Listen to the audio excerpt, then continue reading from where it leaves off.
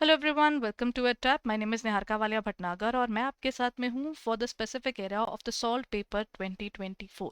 आज मैं डिस्कस करने वाली हूँ किस तरह का पेपर आया था, कैसे क्वेश्चंस थे। इनफैक्ट आपको ये भी आइडिया हो जाए कि कौन कौन से topics are super important for your paper. So इस पर्टिकुलर वीडियो में एंड तक बने रहिएगा।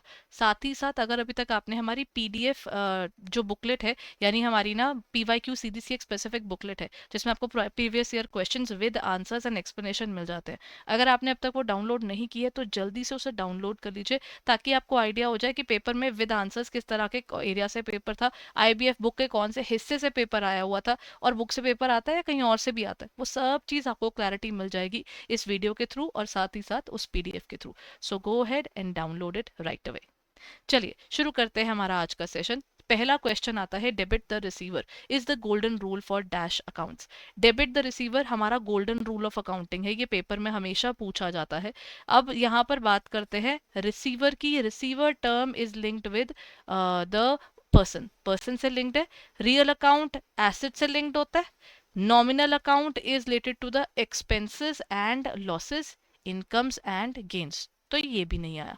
सिर्फ एक पर्सनल अकाउंट है जो पर्सन से लिंक करता है, चाहे आप और मैं हूं, यानी नेचुरल हूं, या फिर सेकंड क्या होता है, आर्टिफिशियल, यानी कंपनीज जो होती हैं, कंपनी हो गई, कंपनी हो गई, पार्टनरशिप फर्म्स हो गई, और लास्ट क्या रह गया, natural, artificial, and the last one is आपके पास में आता है पर्सनल रिप्रेजेंटेटिव, यानी जो एक ग्रुप को रिप्रेजेंट करता है। ठीक है, वो अभी हम डिस्कस करेंगे नेक्स्ट क्वेश्चन में। तो इसका आंसर क्या है, इसका answer is B, personal. Debit the receiver, credit the giver, ये रूल है पर्सनल अकाउंट का। ये आता है गोल्डन रूल्स ऑफ अकाउंटिंग और ये है ब्रिटिशर्स अप्रोच। ठीक है, ये याद रखने, क्योंकि पिछली बार पेपर में मई 2023 में आया था आपके पास में रियल अकाउंट बेस्ड, अक्टूबर 2023 में फिर आया था रियल अकाउंट बेस्ड, और जो आपके पास ये आ गया 2024 का पेपर, उसमें आ गया आपके पास गोल्डन रूल का कौन सा, ये आया आपका पर्सनल अकाउंट बेस्ड। तो ये रियल और पर्सनल बेस्ड बहुत पेपर में पूछा जाता है। Next is bill receivable and debt receivable are a part of. अब रिसीवेबल रिसीवेबल आ गया, इसका मतलब ये क्वेश्चन भी किससे लिंक्ड होगा, पर्सन से रिलेटेड होगा और पर्सनल से रिलेटेड होगा, है ना। Nominal is expense based, cancel.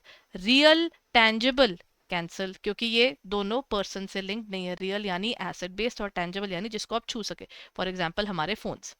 Then personal representative and personal artificial, अभी बताया था आर्टिफिशियल में विप्रो, इन्फोसिस, ये सारे आ जाते हैं, TCS। जबकि हम रिप्रेजेंटेटिव की बात करें तो रिप्रेजेंटेटिव क्या होता है, जो एक ग्रुप को रिप्रेजेंट करता है, यानी प्रीपेड, आउटस्टैंडिंग, रिसीवेबल जो भी हम कर रहे हैं, और एक होता है अक्रूड और एडवांस्ड। ये सब चीजें जब भी आपको दिखे, आंख बंद करके कहना है कि ये पर्सनल रिप्रेजेंटेटिव अकाउंट्स हैं। Done. Next point. 6,000 has been received by the bank from a customer Mr. K. This is recorded in the account of Mr. K instead of debit account. This is which kind of error? जब हम लोग बात करते हैं ना, इस ये किसी भी देखिए, हमने किसी के अकाउंट में पैसे डालने थे। अब यहाँ पर क्या हो रहा है कि हमारे पास गड़बड़ क्या हुई है कि हमने ना उसके अकाउंट में डेबिट की जगह क्रेडिट कर दिया है। अब जैसे आपके पास क्या है, error of principle. Error of principle based होता है रूल्स के। अगर आप रूल की बात करते हो तो क्लासिफिकेशन में आपने गड़बड़ कर दी, एसेट को एसेट तो माना, लेकिन मतलब आपने गलती से एसेट को एक्सपेंस बना दिया, एक्सपेंस को एसेट बना दिया। ये वाली गलती आप करते हैं तो ये आती है प्रिंसिपल बेस्ड। ये प्रिंसिपल बेस्ड एरर नहीं है, क्योंकि हमने डेबिट वाली चीज को क्रेडिट बना दिया है। जब डेबिट वाली क्रेडिट या क्रेडिट वाली डेबिट हो तो वो रूल बेस्ड एरर नहीं होता। ठीक है, रूल बेस्ड एरर तब होता है जब हमने ना कोई चीज डेबिट वाली थी और उसकी जगह डेबिट वाली ही नोट करनी थी, लेकिन क्लासिफिकेशन में एक्सपेंस को एसेट बना दिया और एसेट को एक्सपेंस बना दिया। ऐसी गलतियां होंगी तो आप यहाँ पर काउंट करेंगे। ठीक है, अब चलिए आगे चलें। अब हमारे पास नेक्स्ट पॉइंट क्या कहता है, नेक्स्ट पॉइंट कहता है एरर ऑफ ओमिशन, भूल जाना। पार्शियल भूले तो पार्शियल ओमिशन, कंप्लीट भूले तो कंप्लीट ओमिशन। ये तो भूलना है तो ये भी काउंट नहीं होगा। एरर ऑफ कमीशन, कमीशन का मतलब होता है क्लेरिकल एरर। ये एक क्लेरिकल एरर है जिसमें जो चीज़ डेबिट होनी थी मैंने गलती से क्रेडिट कर दी और क्रेडिट वाली चीज़ डेबिट कर दी, तो उस हिसाब से इसका आंसर बन जाता है आपका, that is errors of commission. ठीक है, आपको ना ये सब बुकलेट के अंदर ना ये सारी डिटेल में मिल जाएंगे, तो please go through that through the particular course there. Recording transactions related to the transfer of money one company to another company is called. देखिए, अगर एक कंपनी दूसरी कंपनी को पैसा या फिर गुड्स या कुछ भी बेचती है आपको, उसके बदले पैसा आता है, तो वो ट्रांजैक्शन क्या कहलाती है? वो कैश फ्लो मैनेजमेंट आ सकती है। कैश फ्लो मैनेजमेंट मतलब कैश को मैनेज करना, ये बाहर हो गया। फंड रिकंसिलिएशन, पैसा हाँ कंसाइल करना होता है, लेकिन इसमें ये नहीं बोला ना कि दोनों अपनी ट्रांजैक्शन चेक करे, तो उस हिसाब से तो ये भी उससे बाहर हो गया। इंटर कंपनी ट्रांजैक्शन ये हो सकता है, और एक पर्टिकुलर टर्म होती है ट्रांसफर प्राइसिंग, क्योंकि दोनों में क्या है, ट्रांसफर ऑफ मनी हो रहा है बिटवीन टू कंपनीज। जब आप टू कंपनीज जो रिलेटेड हो सकती है, क्रॉस बॉर्डर ट्रांजैक्शन कर रही होती हैं, तो हम लोग ना उसको कहते हैं कि ये ना एक्चुअल प्राइस पे जाए, रिलेटेड होने के कारण अगर वो अपने पैसे का ऊपर नीचे कर रहे हैं, कोई चीज सस्ती दे रहा है या महंगी दे रहे हैं, क्योंकि वो रिलेटेड कंपनीज है, तो उसको वो बोलते हैं एएलएम, एसेट सॉरी हाँ आर्म लेंथ, एएलपी बोलते हैं उसको, आर्म लेंथ प्राइस। आप उस पर चीज बेचें या फिर किसी और पर ना बेचें, तो वो होता है आपके पास number A, transfer pricing. Then आता है what is the meaning of statute in the statutory audit, convention, compulsory और मैंडेटरी लॉ, या नन ऑफ द अबव। ये ना मैंने पीछे आपको 10 मिनट सीरीज में भी कई बार करवाया है कि जब हम बात करते हैं द वर्ड स्टैट्यूट, स्टैट्यूट का बेसिक मतलब होता है विच इज रिक्वायर्ड बाय लॉ। जो भी चीज लॉ रिक्वायर करती है ना, उसको हम कहते हैं स्टैट्यूटरी। तो स्टैट्यूटरी यानी जो भी चीज हमारी रिक्वायर्ड बाय लॉ चलती है, तो स्टैट्यूट बेस्ड चीज क्या हुई? आंसर हो गया C, which is required by law. ठीक है, कन्वेंशन होते हैं जो मार्केट में प्रैक्टिसेस चली आ रही हैं। कंपल्सरी या मैंडेटरी मतलब करना ही करना है, वो नहीं होता। स्टैच्यूटरी, स्टैच्यूट का बेसिक मतलब is law. Then what which among the following is not a feature of a revenue expenditure? Revenue expenditure यानी जो खर्चा आप रोजमर्रा के तौर पर करते हैं, रोजमर्रा यानी मेरे रेगुलर एक्सपेंसेस का पार्ट है ये। इलेक्ट्रिसिटी का एक्सपेंस हो गया, वाटर का एक्सपेंस हो गया। अब इसका फीचर कौन सा नहीं है? अमाउंट्स आर स्मॉल, नॉर्मली ये स्मॉल ही अमाउंट्स होती हैं, चाय का पानी का खर्चा स्मॉल अमाउंट्स है। रेकरिंग है, हर बार ही होती हैं, करनी पड़ते हैं, आप नहीं करेंगे तो कैसे चलेगा। Recorded in profit and loss account, correct, क्योंकि रोजमर्रा का खर्चा है। मैचिंग कंसेप्ट आकर कहता है कि रोजमर्रा के खर्चे रोजमर्रा की इनकम के अगेंस्ट नोट होगा, तो इसका मतलब इसका आंसर हो गया नन ऑफ द अबव। ये तीनों के तीनों पॉइंट्स इसके बारे में बिल्कुल सही हैं। Revenue expenditure is our day to day expenditures everyone. तो जो रोजमर्रा के खर्चे हैं वो रिकरिंग भी हैं, वो छोटे छोटे भी हैं, और पीएनएल में भी जाते हैं। बड़ा क्या होता है? जब कोई एसेट बनाया जाए। AS2 वहां पर क्या होता है? Valuation of inventory, cash flow statement, contingencies after balance sheet, या नेट प्रॉफिट और loss for the period. AS2 कहता है accounting standard 2 is all about, देखिए cash flow statement is about cash की मूवमेंट। ठीक है, ये आपका AS3 और इंड AS7 है। कंटिजेंसीज आफ्टर बैलेंस शीट भी आपके पास, नेट प्रॉफिट एंड लॉस ये आपके पास 4 और 5 से लिंक्ड है, जो आपके पास में होता है जो AS है। अब हम AS2 की याद रखें ना, AS2 और इंड AS2 दोनों का एक अमाउंट है, वो है इन्वेंट्री की बात करते हैं ये। ठीक है, इन्वेंट्री यानी स्टॉक ऑफ द गुड्स की बात की जाती है, गुड्स का स्टॉक जो आप बेचते हैं ना, उसको AS2 में काउंट करते हैं। ठीक है, तो correct answer is valuation of inventories. Next point, ये पेपर में ना बैक टू बैक आने वाली चीजें मैं आपको बता दूं। कन्वेंशंस यानी जो पीछे अपने रूल ऑफ अकाउंटिंग को लेकर हम बात करते हैं ना, वो पेपर में आता है। Concept of accounting, golden rules of accounting, और ये अकाउंटिंग स्टैंडर्ड्स के सीक्वेंस नंबर, ये पेपर में इतनी बार पूछे गए टॉपिक्स हैं कि चाहे आप किसी भी पुराने पेपर्स में देखें, नए सिलेबस, पुराने सिलेबस, अभी का पेपर, पिछला पेपर, हर पेपर में आपको ये टॉपिक मिलेंगे। AS10 क्या कहता है? It relates to the following, that is related to the which of the among the following. आपके पास क्या है? ये कैश फ्लो स्टेटमेंट से लिंक्ड है AS10। Contingencies and events occurring after the balance sheet, ये मैंने आपको बताया, ये दोनों के दोनों तो AS3 और AS आपके पास आ गया AS4-5 के साथ में लिंक्ड है ये सारा कुछ। Disclosure of accounting policies, disclosure जहां पर शब्द दिखे ना, हमेशा याद रखेगा वो AS1 है। अच्छा, ये भी नहीं है, फिर ये भी नहीं है, तो क्या बचा? AS10 इज PPE, जो आज हम बताते हैं ना, वो है प्रॉपर्टी प्लांट इक्विपमेंट। इन तीनों की वैल्यूएशन, इन तीनों की वैल्यू, इनकी एक्सपेंसेस, इनके डेप्रिसिएशन सब नोट करना इसके अंडर आता है। तो इसका आंसर इज क्वेश्चन नंबर 8 का इज नंबर सी, प्रॉपर्टी। इसको कभी याद करने में दिक्कत है ना, इतना लंबा नहीं याद करने की जरूरत। आप याद रखिएगा AS10 यानी PPE, प्रॉपर्टी प्लांट और इक्विपमेंट, इनके वैल्यूएशन, इनके डेप्रीसिएशन सब यहाँ है। डेप्रीसिएशन का पहले AS था AS6, अब वो कट के बाद में चल के AS10 का ही हिस्सा बन गया था। डन।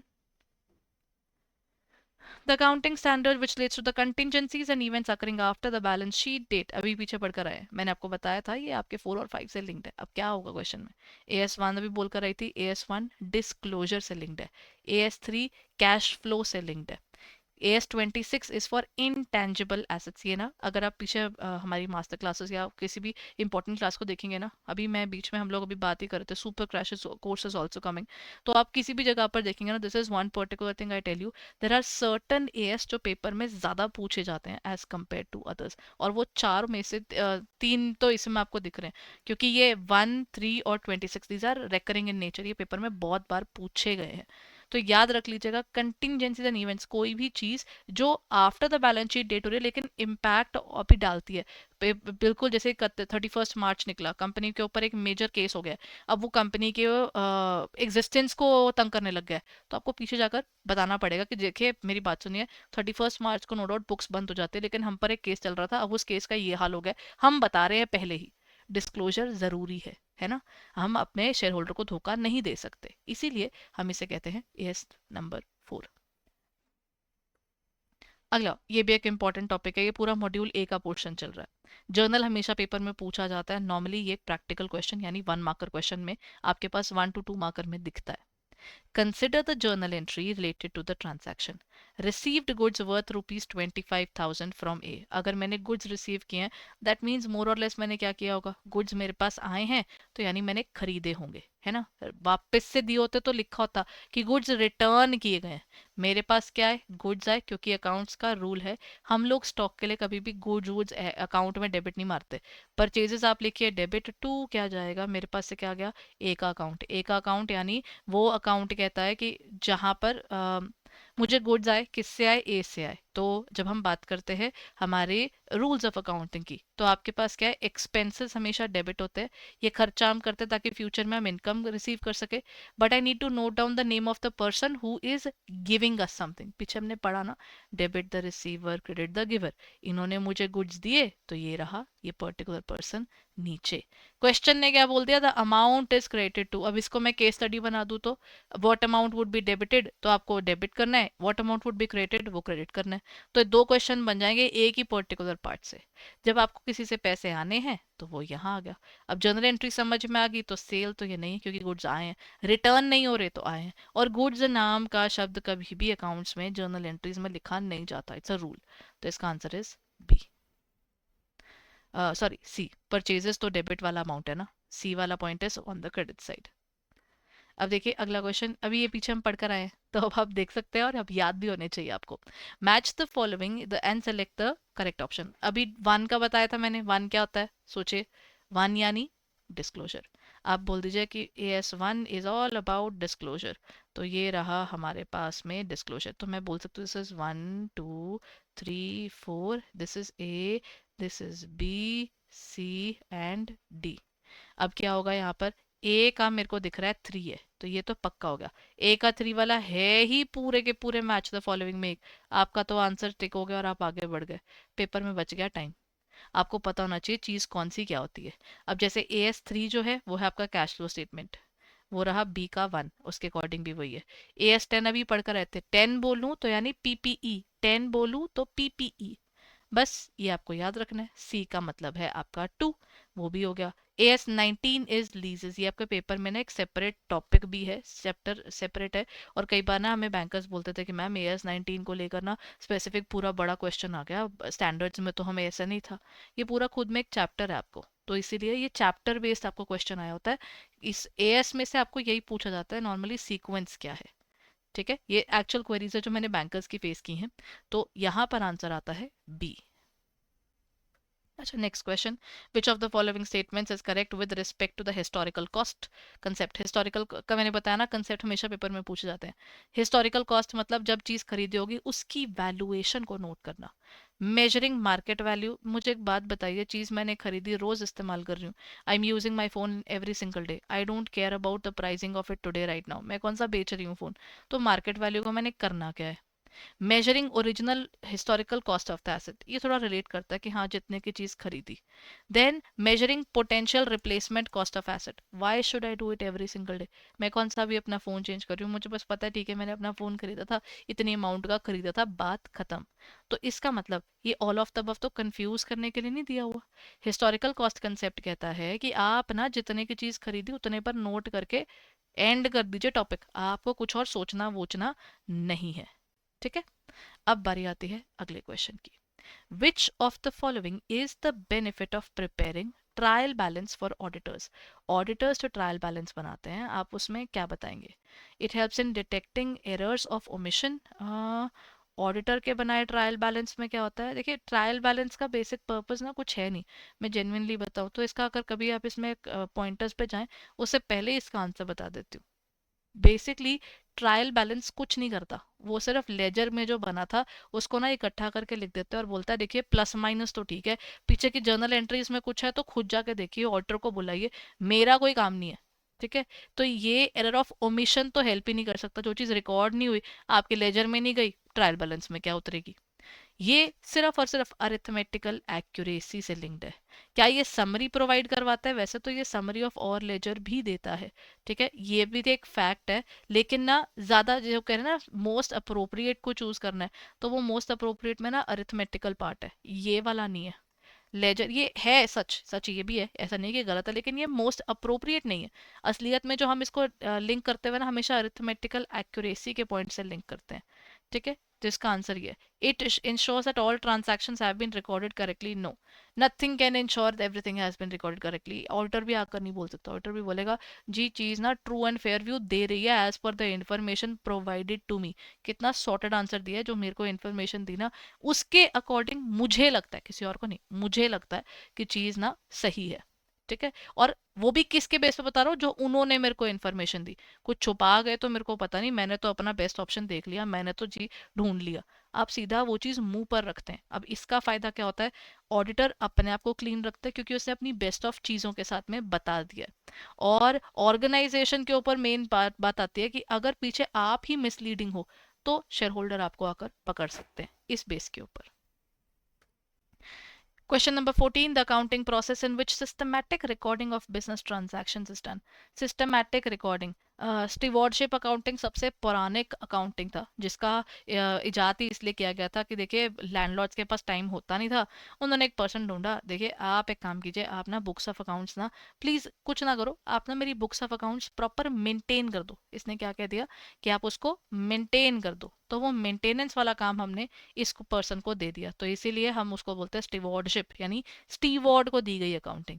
अकाउंटिंग का नेक्स्ट फॉर्मेट क्या आता है, वो होता है फाइनेंशियल अकाउंटिंग. फाइनेंशियल अकाउंटिंग यानी वो अकाउंटिंग जो कहता है प्रॉफिट एंड लॉस अकाउंट बनाइए और चेक कराइए. किसको, बुलाइए ऑडिटर को, वो देख लेगा कि बुक्स ऑफ अकाउंट्स ठीक है कि नहीं है. तो फाइनेंशियल अकाउंटिंग ही मेन अकाउंटिंग है जिसको हम लोग एक्चुअली सबसे ज़्यादा कमर्शियली यूज़ करते हैं. कॉस्ट अकाउंटिंग क्या होता है, ये वो अकाउंटिंग है जो कहता है कि हमारी कॉस्ट ऑफ गुड्स कितना है, कितने की बेचनी है, थोड़ी सी क्लैरिटी आ जाती है इसी बहाने, है ना. तो ये आता है आपका पॉइंट. मैनेजमेंट अकाउंटिंग मैनेजमेंट के परफॉर्मेंस डिसीजंस उन सब में करता है मदद. So in if we look at this part, systematic recording तो फाइनेंशियल अकाउंटिंग में होती है. स्टीवॉर्डशिप तो एक प्रिमिटिव फॉर्मेट था, टू बी वेरी ऑनेस्ट. ठीक है. देन इसका आंसर आता है बी. ये आपका मेन अकाउंटिंग का सिस्टम आया, जर्नल लेजर ट्रायल बैलेंस सब इसमें बनता है. कॉस्ट अकाउंटिंग तो इसी में से निकली हुई एक ब्रांच है. मैनेजमेंट अकाउंटिंग भी इसी को देख देख के काम करती है. ठीक है. क्वेश्चन नंबर 15, ऐसे क्वेश्चंस पेपर में पिछले कुछ टाइम में बहुत बड़े हैं, तो this is very very important format at least of the question. To be useful and helpful to the users, financial statements must be relevant, reliable, comparable, consistent. क्या होगा, ए बी सी डी क्या होगा.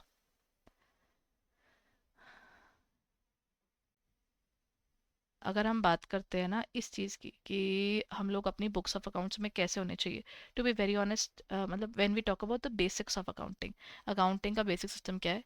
चीज़ relevant होनी चाहिए, जो आप मुझसे पूछ रहे हो मैं वही बताऊँ. रिलायबल होनी चाहिए, इन्फॉर्मेशन सच्ची में पीछे वही हो.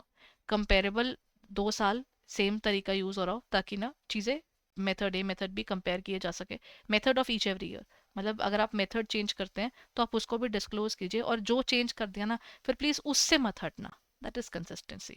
तो ये सारे के सारे इंपॉर्टेंट क्वांटिफाइबल हम लोग ना चीज नहीं बना सकते, तो क्वालिटी वाइज हम इन चारों को इंपॉर्टेंट मानते हैं। ठीक है। क्वेश्चन नंबर 16, ये आई बात फॉरेंसिक ऑडिट की। बैंक ऑडिट्स क्या कहते हैं कि कौन सी चीज एक्यूरेटली बताती है फॉरेंसिक ऑडिट। अगर मैं इसकी डेफिनेशन दूं तो फॉरेंसिक ऑडिटर्स, मेरे को सामने वाले पे शक है, साफ सी बात है, मुझे उस पे शक है, मेरे को ना उसके अगेंस्ट अब एक बार ना पूरी ट्रांजैक्शन को डिटेल में चेक करना है। ठीक है। अब जब मेरे को चीज़ डिटेल में चेक करनी है तो वो हम उसको काउंट करेंगे यहाँ। अब मैं उसमें क्या करूँ, अब जब चीज़ मैंने डिटेल में चेक करनी है तो उस केस में क्या होगा, it focuses primarily on compliance with accounting standards and regulations. It involves the examination of financial records to detect and investigate fraud and financial misconduct. It is concerned with assessing the efficiency and effectiveness of operational processes. Effectiveness तो नहीं देखता, इसका काम ये नहीं है। Forensic, जब किसी का मर्डर हो जाता है तो फोरेंसिक्स से लोग बुलाए जाते हैं ना कि अच्छा आप आइए, आप कलेक्ट कीजिए किस किस तरह की चीज़ आपको करनी है, मतलब you are looking at the fingerprints और DNA testing and all that. हम नॉर्मली फोरेंसिक को उसे देखते हैं। अकाउंटिंग में भी वही काम करते हैं, कुछ हुआ है जी फोरेंसिक, आप बीच में घुस के देखते हो एंट्री में क्या हुआ, एक्चुअल में क्या हुआ था, ट्रांजैक्शन गई कहाँ, किसने फ्रॉड किया। So it aims at detailed analysis of the company's profitability. No, it is not looking at the profitability. It is not looking at efficiency. It's looking at something which they find suspicious. उनको लगा है कि ये तो कुछ गड़बड़ है, दाल में कुछ काला है, इसको रिव्यू करना बहुत ज़रूरी है, otherwise we are going wrong. वो चीज़ जब चेक की जाती है ना, that is covered here module, मतलब इसका आंसर है बी। ठीक है। अब बारी आती है अगले क्वेश्चन की। ये टाइप्स ऑफ ऑडिट्स आपको मिल जाता है मॉड्यूल ए के लास्ट में बिल्कुल। Which one of the following is not a feature of bank reconciliation statement?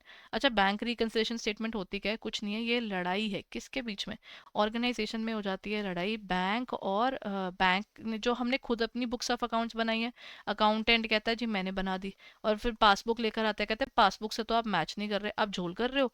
फिर वो पर्सन कहता है नहीं नहीं सर, टाइमिंग का भी तो गड़बड़ है ना, बैंक में जिस दिन मैं चेक जमा कराने गया मैं तो तभी नोट कर लिया, अब बैंक मुझे कह रहा है कि ये कभी नहीं काउंट होगा, बाद में काउंट होगा, तो अब मेरी उसमें क्या गलती, उसकी बात भी सच्ची है। ठीक है ना। अब जो चीज जितनी बोली जाएगी वो उतनी ही नोट करेगा।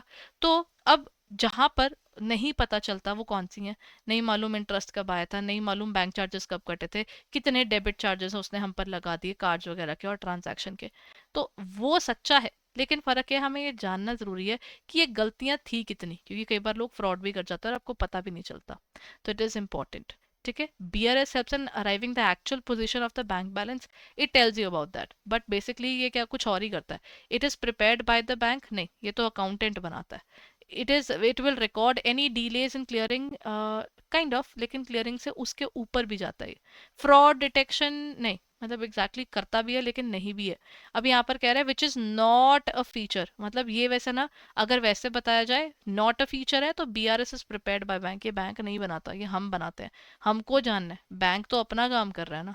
तो इस हिसाब से एक ही चीज गड़बड़ है, बाकी सारी ना पूरी तरह से नहीं, बट हाँ इनके एक्सेप्शंस के साथ में लगाया जाए तो भी ये पॉइंट सही है। तो आता है आपके पास नंबर 17 का answer is B. Which of the following illustrates the matching concept, मैंने आपको कहा था कंसेप्ट बेस्ड क्वेश्चंस पेपर में हमेशा आते हैं। सोचे 2-3 चैप्टर्स से इन्होंने कम से कम आपके पास में 5 से 10 नंबर वहीं से इकट्ठे हो जाते हैं, इतने इंपॉर्टेंट है ये चैप्टर्स। मैचिंग कॉन्सेप्ट को जब हम डिफाइन करते हैं तो क्या होगा, recording revenue when cash is received and expenses when cash is paid. Revenue को रिकॉर्ड करना जब कैश में आ रहा है, कैश में जा रहा है, ये तो रियलाइजेशन कॉन्सेप्ट होगा ना, पैसे का आना और पैसे का जाना नोट हो रहा है। Recording of revenue in the period in which it is earned and matching it with the rated expenses, ये थोड़ा बेटर लग रहा है। क्यों कह रहा है, जो खर्चा आप इस साल कर रहे हो इसी साल की इनकम के अगेंस्ट उसको मैच करो और इसी साल का प्रॉफिट या लॉस निकालो, यही बात होती है ना, यही मैचिंग कॉन्सेप्ट है। तो इसका पॉइंट नंबर बी करेक्ट है। Recording transaction in period in which they are paid regardless, जो चीज़ जिस टाइम पे हो रही है ज़रूरी नहीं होता वो उस साल की हो, कई बार आगे पीछे सालों का भी आप पे कर देते हो। Recording revenue in the period in which it is earned and expenses when the cash is paid, तो हम ये भी नहीं करते because cashes are not the point.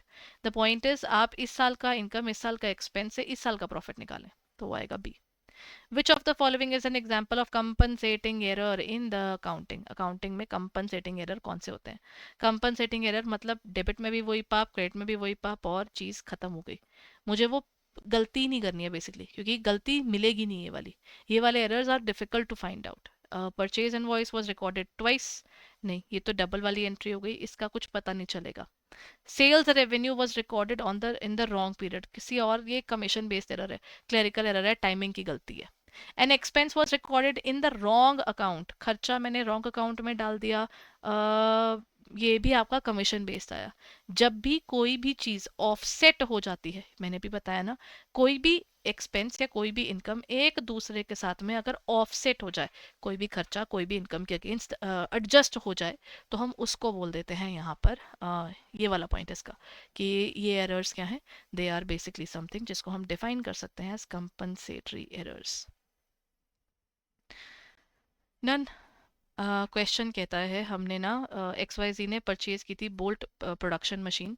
The machine can manufacture 10 lakh bolts after which it have to be scrapped. The purchase price of the machine was 1 lakh, 1 lakh की हमने खरीदी चीज़, scrap पर गई 10,000 पे, चीज़ खरीदी 1 लाख की, 10,000 की बिकेगी, यानी अगर मैं उसकी टोटल डेप्रिसिएशन देखूं ओवर द ईयर्स, जो भी टाइम देंगे वो होगी 90,000। डेप्रिसिएशन ये आई। During the first year of production the machine produced 4 lakh units, पहले साल में उसने कितने बनाए, 4 लाख यूनिट। तो ये जा रहा है यूनिट्स ऑफ प्रोडक्शन मेथड।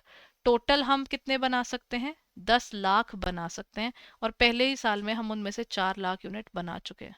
तो क्या हम कह सकते हैं 4 lakh divided by 10 lakh, 90,000 is equal two into 4 lakh divided by 10 lakh, अगर हम करें तो कितना बन रहा है ये आया 36,000। ये मेथड आता है units of production method. Units of production method says जितने की आप चीज़ प्रोड्यूस कर रहे हो ना, आप उतने की बुक्स ऑफ अकाउंट्स में नोट करो, मतलब जितने अगर आप प्रोडक्शन कर रहे हो उतना ही आप पर डेप्रिसिएशन लगेगा। ज़्यादा यूनिट बनाओगे ज़्यादा डेप्रिसिएशन, कम यूनिट बनाओगे तो कम डेप्रिसिएशन। ये आ जाता है आपके पास पूरा point. Which accounting standard deals with the disclosure of significant accounting policies followed by any company in the preparation and presentation of financial statements? अब significant, अभी दोबारा से देखिए एएस का क्वेश्चन आ गया, अभी पीछे बता कर हटी हूँ कितने क्वेश्चंस आ रखे थे एएस के अंदर इस पेपर में। डिस्क्लोजर का मतलब क्या था, एएस 1 था, एएस 2 था, 3 था, 4 था। सिग्निफिकेंट पॉलिसीज कंटिजेंसीज वाली वो यहाँ थी, कैश फ्लो यहाँ था, स्टॉक इन्वेंट्री वैल्यूएशन यहाँ थी। One was for disclosure. ठीक है, इसका आंसर बस ए। ये बहुत इंपॉर्टेंट है टॉपिक, ये पेपर में बहुत बार पूछा जाता है। Then when the drawee is unable to meet the bill on due date and ask for a new bill, it is called, ठीक है, अगर पुराना बिल जो था मैंने बोल दिया कि मैं टाइम पर पे नहीं कर पाऊंगी, I am really sorry for that, but अब आप ना एक काम करो, मेरे को कुछ हेल्प ही कर दो इस चीज़ को लेकर।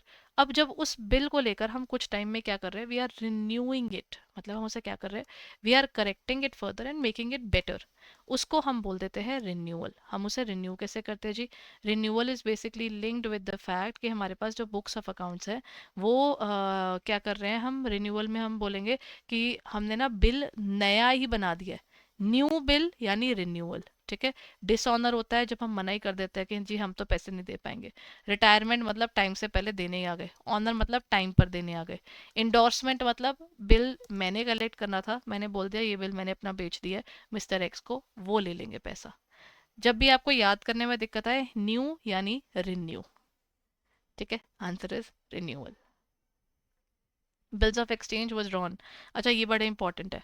बिल्स ऑफ एक्सचेंज 13 मई 2023 को हमने एक बिल इशू किया, 13 मई 2023 को, 1 मंथ के लिए। अब आप बताइए इसकी ड्यू डेट क्या है। बिल्स ऑफ एक्सचेंज का एक मेजर पॉइंट है, जो भी आपकी ड्यू डेट होती है उसमें ना प्लीज 1 मंथ, मतलब अगर जैसे मई है, मई का नेक्स्ट चल जाएगा जून में, जून पर चलेगा और जून पर जाकर आपको क्या चूज करना है, इसके अंदर जो भी डेट है इसमें 3 डेज एक्स्ट्रा ऐड कर दीजिए। जो चीज आपकी मई थी अब वो जून बन जाएगी। जून में भी 13 जून के बाद आपको क्या करना है, 13 जून तक तो आपका बना है, इसमें जो भी डेज होते हैं उसमें 3 डेज ग्रेस आपको करने हैं ऐड। ग्रेस पीरियड को ऐड करने को हम यहाँ पर काउंट करते हैं, दैट इज 16 जून। ठीक है,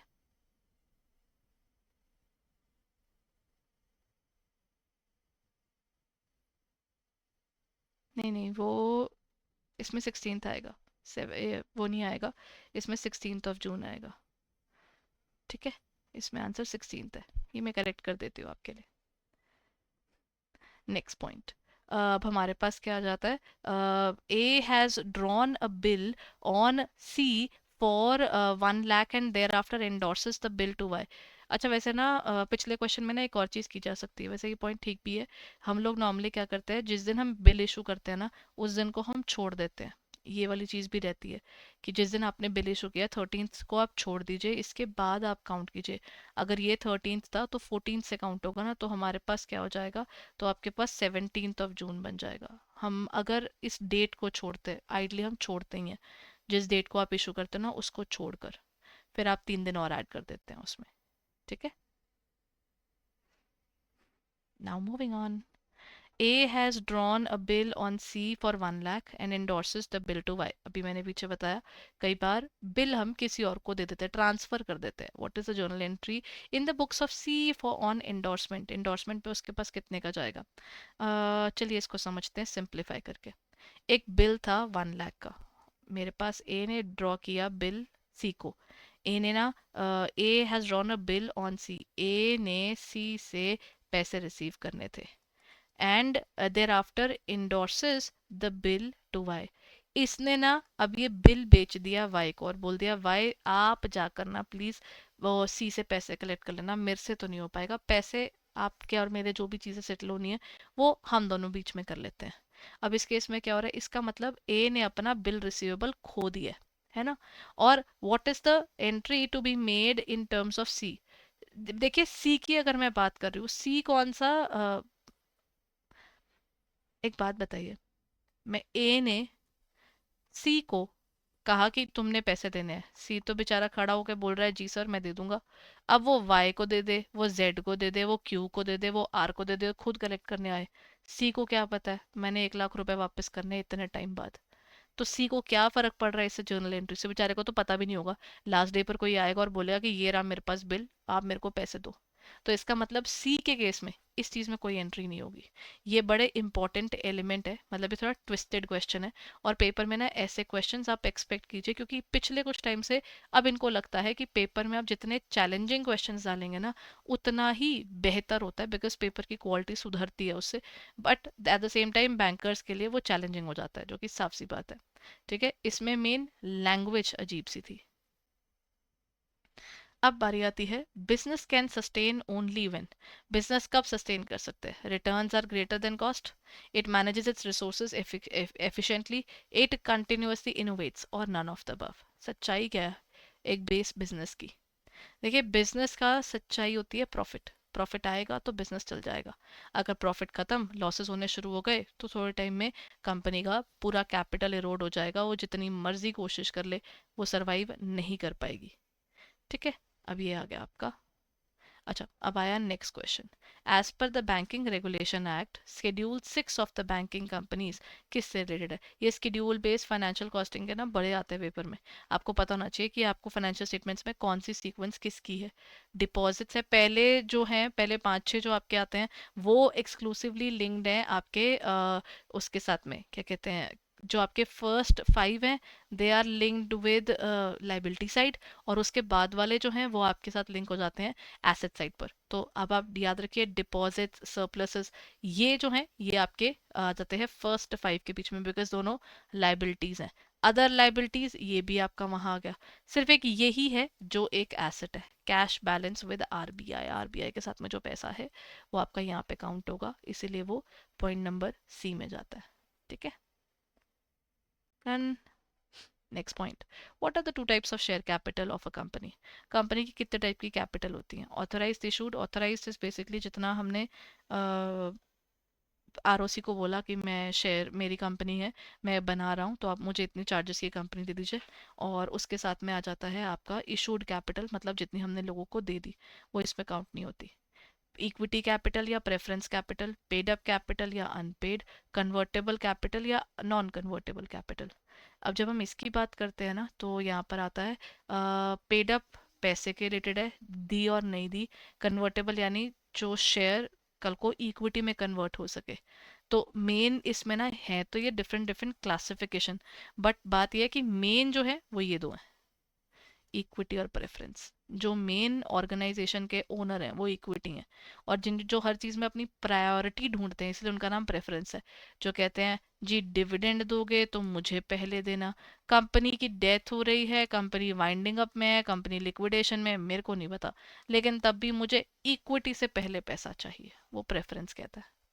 ठीक है, the answer is B. Now comes the next point which leads to the specific area of Companies Act के अकॉर्डिंग आपके अकाउंटिंग ईयर के अंदर, ठीक है, हम कौन कौन सी चीज़ें इंक्लूड करते हैं। अब देखिए, टेंजिबल एसेट्स हैं, इंटेंजिबल एसेट्स है, करंट एसेट्स है, नॉन करंट है। एक अकाउंटिंग ईयर के अंदर हम कंपनीज एक्ट में क्या क्या डालते हैं। हम अगर कंपनीज एक्ट के अंदर बैलेंस शीट की बात करें ना, उसमें ये सब आता है। एसेट साइड पर आते हैं आपकी लॉन्ग टर्म और शॉर्ट टर्म, लाइबिलिटी साइड पर भी आती है लॉन्ग टर्म शॉर्ट टर्म। जब हम बात करते हैं नॉन करंट एसेट्स की, जो भी एसेट्स 1 साल से ज़्यादा बिजनेस में इस्तेमाल हो उन्हें हम कहते हैं नॉन करंट। जिसको छू सके वो टेंजिबल, जिसको ना छू सके वो इंटेंजिबल। और एक होता है करंट, करंट यानी जो आपके शॉर्ट टर्म होते हैं। तो ये लॉन्ग टर्म की क्लासिफिकेशन ये रही, और शॉर्ट टर्म जो है वो ये रहे। ठीक है, the answer here comes out to be चारों के चारों ही आपके क्या आते हैं, कंपनीज एक्ट के अकॉर्डिंग आपकी बुक्स ऑफ अकाउंट्स में उसको नोट किया जाता है। Done everyone, got the idea.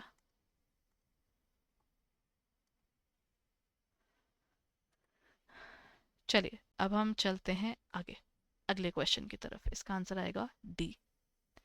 If the liabilities and assets of a company increase with the same amount, which what is the effect of uh, capital in the company? Capital of the company increases, decreases, it remains unchanged, or none of the above. Liabilities और assets हमारे पास increase होते हैं दोनों same amount से। देखिए मैंने क्या किया, मैंने ना कार ली और उसको लोन पर लिया। अब इसमें क्या हो रहा है ना, अब मेरे पास एक तो कार आ रही है, एक तरफ कुछ और आ रहा है। इसका कोई भी इम्पैक्ट जो है आई डोंट थिंक मेरी कैपिटल पर पड़ता है। तो हम या तो बोलेंगे कि capital of the company remains unchanged, या फिर नन ऑफ द अबव, क्योंकि एक्चुअल में ना कंपनी में पैसा डल भी रहा है, और लेकिन याद रखिए वो कैपिटल अकाउंट को अफेक्ट नहीं कर रहा, क्योंकि एक तरफ आपके पास एक कार आई और एक तरफ आपके पास एक लोन आया। This is not affecting your capital directly, but business में मनी बढ़ रहा है, तो इट इज ऑलवेज बेटर कि आप इसको बोल दीजिए डी। ठीक है, now comes the next part. Which among the following statement is correct in respect to private company? Private company के बारे में इनमें से कौन सी चीज बिल्कुल सही है। प्राइवेट कंपनी कौन सी होती है, वो कंपनीज होती हैं जो कि क्लोजली हेल्ड होती हैं, लिमिटेड से लोग होते हैं। There is no restriction on the number of members, there is a restriction, इनको कोई भी ऐसे रैंडमली बाय नहीं कर सकता। ठीक है, a private company can not invite the public, agreed, क्योंकि प्राइवेट है तो दुनिया से पैसे नहीं ले सकती। Private company must have 2 directors, minimum 2 होने चाहिए, मैक्सिमम कितने भी होंगे, तो ये भी करेक्ट है, ये भी है। एक्चुअली मैक्सिमम 15 है। The private company must restrict the right to transfer, private तभी तो है, दुनिया में कोई भी ऐसे ही आकर इस कंपनी को नहीं बोल सकता कि हाँ जी मेरे को पैसे डालने हैं ना। तो यहाँ पर आएगा आपका पॉइंट नंबर, इसका क्या बन गया, इसका आंसर इस फर्स्ट तो गलत है, हम फर्स्ट निकाल देते हैं, रिस्ट्रिक्शन है क्योंकि, लेकिन बाकी 3 सही है। तो हमारे पास 2 3 4 आ गया। अब आया नेक्स्ट क्वेश्चन। नेक्स्ट क्वेश्चन कहता है अमंग द फॉलोइंग, अच्छा ए ने स्टार्ट किया अपना बिजनेस विद 15,000। अब देखिए ओपनिंग कैपिटल जो थी इनके बिजनेस की वो थी 15,000। अब इन्होंने क्या किया, अब ही गेन्स अ प्रॉफिट ऑफ 3,000, उन्होंने प्रॉफिट किया 3,000 का गेन। ही ओज 4,500 टू एन एंटिटी, उन्होंने पैसे किसी और को देने हैं। अब यहाँ पर क्या होगा, what is the total asset of A. अच्छा एवरीवन, जब हम बात करते हैं लाइबिलिटी साइड की, जितना पैसा बिजनेस में अपना लगाएं दूसरे वालों का लगाएं, उसी से हम क्या खरीदते हैं, हमारे एसेट्स। इसका मतलब आप ये देखिए कि आपने कितने लगाए, जी आपने तो लगाए 18,000, बाहर वालों के यानी लाइबिलिटी हमारे पास कितनी है, वो है 4,500 की। अपना लगाया 18,000, दूसरों का लगवाया 4,500, ये बन गया 22,500 इज द टोटल अमाउंट जो हमने लगाया है। तो क्या मैं कह सकती हूँ यहाँ पर 22,500 आएगा, इजंट इट। तो मेरा पूरा एसेट जो बना ऑर्गेनाइजेशन का वो बन जाएगा 22,500 का। इसका फॉर्मूला क्या है, लाइबिलिटीज और कैपिटल मिलाकर बनते हैं हमारे एसेट्स। ठीक है जी, इसका आंसर आ जाएगा ये। What is the primary purpose of sinking fund? Sinking fund का प्राइमरी पर्पस क्या है? सिंकिंग फंड यानी वो फंड जिसमें हम कहते हैं कि तरीके से ना पैसा अलग करके चलो, ताकि हम लोगों के पास ना जब पैसा डूबता जाए तो हमारे पास कहीं पर ये सेव हो सके पैसा। मतलब देखिए, मेरे को ना 4 महीने बाद, 4 साल बाद एक यही एसेट दोबारा बाय करना है। उस टाइम पर एकदम से इतना पैसा नहीं खरीदा जाएगा, इतना पैसा यूटिलाइज नहीं किया जाएगा। एक काम करते हैं हम ना, ये पैसे को सिंकिंग फंड, एक फंड में ना अलग अलग से हर साल का पैसा अलग अलग डाली जाते हैं। जब डाली जाएंगे, कल को ना मेरे को तसल्ली रहेगी, मेरे पास क्या होगा, 4 साल बाद पैसा इकट्ठा हो चुका होगा। क्योंकि मैं आज जितनी मेरी वैल्यू डेप्रिसिएट कर रही है, 4 साल के हिसाब से मैंने 4 लाख दोबारा लगाना है। तो हर साल मैं आज एक काम करती हूँ, मैंने एसेट खरीदा 4 लाख का, मुझे पता है अगर 4 साल बाद फिर 4 लाख लगाने हैं, तो 1 2 3 4 हर साल में 1 1 लाख अलग कर देती हूँ, इन्वेस्टमेंट कर देती हूँ। कल को यही पैसा जब वापस आएगा, रिटर्न्स आएंगी, तो मैं 4 लाख और 4 लाख अबव का क्या खरीद पाऊंगी, एसेट खरीद पाऊंगी। एकदम से पैसा निकालना नहीं पड़ेगा, तरीके से साइड पे रखा हुआ पैसा है। तो दैट मीन्स ये to provide for unexpected, unexpected expenses के लिए नहीं करता। ये आपको पता है कि कल को इतना पैसा हमको देना है, उसके लिए हम अलग कर देते हैं। तो आप एक तरह से रीपेमेंट ऑफ डेट्स के लिए इसका इस्तेमाल कर सकते हैं, डे टू डे वर्किंग के लिए इसका कोई यूज़ नहीं है। और एम्प्लॉय बोनसेस में भी नहीं देते ये, बेसिकली ना आपके सिस्टमैटिक वे से कोई डेट पेमेंट या फिर कोई फ्यूचर एसेट बाय करने के लिए इस पैसे को अलग किया जाता है, कि रीपेमेंट में कहीं कोई प्रॉब्लम ना आए। इसका बेसिक पर्पस ये है। ठीक है, कि ये फंड है जो एक स्पेसिफिक पर्पस के लिए ही इस पैसे का यूज हो सकता है, और आप इस पैसे को कहीं और किसी और चीज में यूज नहीं कर सकते। ये इसका कोर है। ठीक है, now comes the next part everyone. Next part relates to what? हमारे पास क्या आ जाता है? For the finance company, which of the following will be considered revenue from operations? Interest income for loans and investments, earnings from sales and assets, rental income from leased equipment, gains from sale of furniture. क्या आया? Revenue from operations. Revenue from operations यानी जो मेरा regular business income है उसको हम define करते हैं। रेगुलर बिजनेस इनकम कौन सी होगी हमारी? जो भी पैसा मैं अपने बिजनेस से कमाती हूँ वो आता है इसके अंदर। लोन्स इन्वेस्टमेंट से आने वाला पैसा अलग है। जो भी मैं एसेट बेचूंगी ये भी पैसा अलग है। जो भी मैं रेंटल इनकम रिसीव कर रही हूँ फ्रॉम लीज्ड इक्विपमेंट्स, वो आ गया। अच्छा, ये एक नॉर्मल कंपनी की बात की जा रही है, तो इसके केस में ना हमारे पास क्या होगा? अच्छा, इसमें मेन पॉइंट ये रहा, फाइनेंस कंपनी है, ये कोर पॉइंट है, यही मैंने मिस कर दिया था। फाइनेंस कंपनी यानी ये पैसा, ये लोगों को पैसा देती है और बाद में उनसे पैसा रिसीव करती है, इंटरेस्ट लेती है। फाइनेंस कंपनी ना इन्वेस्टमेंट करती है, डेट्स देती है, लेती है, उससे काम कर रही है। तो क्या मैं बोल सकती हूँ कि इसकी लोन और इन्वेस्टमेंट से इसको पैसा आता है, और ये इनका रोज का काम है।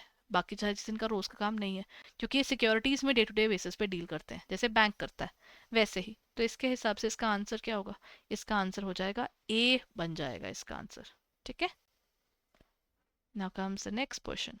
Dash can control account of all ledgers, the profit and loss and different assets and liability accounts. Personal ledger जो हैं वो सारे इसके अंडर आ जाते हैं, और यहाँ पर ये प्रॉफिट एंड लॉस अकाउंट और उन सबको भी नोट करता है। ये किसके अंदर जाएगा? देखिए, जो बहुत सारे अकाउंट को नोट करे उसको जनरल लेजर कहते हैं।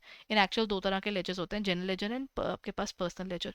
तो जनरल लेजर में सब समा जाता है, तो इसीलिए उसका अकाउंट होगा। करंट अकाउंट लेजर्स, ये डिफरेंट डिफरेंट टाइप के लेजर्स हैं जो स्पेसिफिकली बनाए जाते हैं। Next question, this is about which one among the following. यहाँ पर ये क्वेश्चन किस बारे में कह रहा है? Which one among the following is terms in terms of the cash generation. अच्छा, ये वाला पॉइंट कहता है which of the following might result in generation of cash? Dividend payment to shareholders, increase in current assets, purchase of machinery, और increase in current liability. Among the following कौन सी चीज़ हमें जनरेशन ऑफ कैश में help करता है? Generation of cash यानी जो हमारा पैसा बढ़ाने में हेल्प करता है, तो डिविडेंड पेमेंट तो पैसा जा रहा है। ठीक है, increase in current assets, asset बढ़ रहे हैं मतलब मैं पैसा फिर निकाल रही हूँ। Then comes the purchase of machinery, machinery खरीदी है तो क्या होगा, मेरी जेब से फिर पैसा जा रहा है। करंट लाइबिलिटी बढ़ रही है, अब ये देखिए करंट लाइबिलिटी बढ़ रही है तो मतलब क्या हुआ? करंट लाइबिलिटी बढ़ रही है मेरे पास, इस केस में तो मेरे को समझ में आ रहा है कि करंट लाइबिलिटी तब बढ़ती है जब मुझे ना कोई लोन मिलता है ना? तो लोन आएगा यानी पैसा आएगा, तो ये वाला पॉइंट तो ठीक हो गया। अब 4 के साथ में मेरे पास 3 है, इनमें से कोई एक और होगा? डिविडेंड पेमेंट लिखा है, ये तो ऑब्वियसली आउटफ्लो हो गया। करंट एसेट का बढ़ा, हो सकता है मेरा डेट बढ़ रहा हो सकता है मेरा स्टॉक बढ़ रहा हो। जब मेरे पास कैश की किसी फॉर्मेट में इंक्रीज हो रहा होता है ना, तो वो हमारे पास यहाँ आता है। ठीक है, तो इसका answer I can take second as well as fourth, so I will go for this. ठीक है, द आंसर इज ए।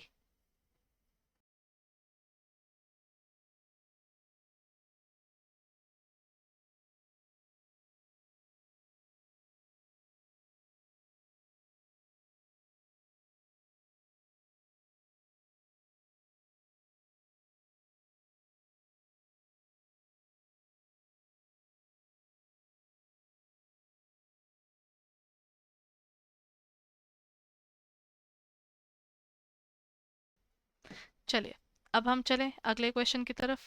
अगला क्वेश्चन आपका आ जाता है, जैसे ये वाले क्वेश्चंस ना सारे आपके पेपर के ये आते हैं मॉड्यूल सी में से। Module C is super important, क्योंकि ना ये मॉड्यूल ए की तरह ही है। मॉड्यूल ए और मॉड्यूल सी का खासियत क्या है, इसमें चैप्टर्स ही बहुत ज़्यादा हैं, इसीलिए इसके क्वेश्चंस भी थोड़े ज़्यादा आते हैं।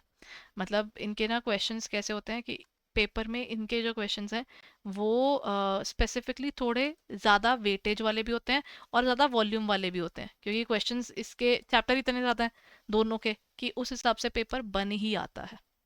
चलिए अगला चलें, क्वेश्चन क्या कहता है।